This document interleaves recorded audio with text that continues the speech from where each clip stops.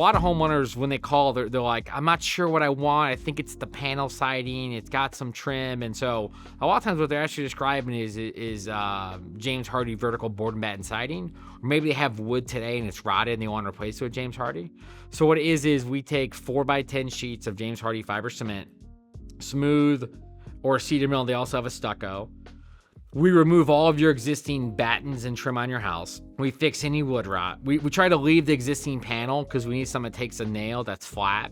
And if we remove it, a lot of times you'll have like hundreds of nail pops, which is a whole nother problem inside your home. So instead of us fixing a problem, we're kind of causing a problem.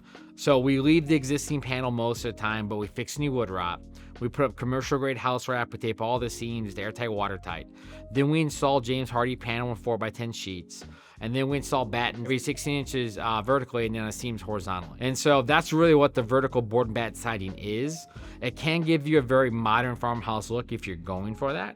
There's a lot of homeowners in Johnson County, that's what they have on their home, and that's what they think they want to go back with, and we can certainly do that. It does add a pretty significant premium because there's so much extra waste and labor.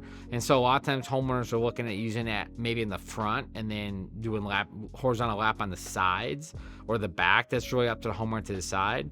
But when they call asking for, hey, I got this panel and trim stuff, that's really vertical board and batten siding is really the technical name for that look.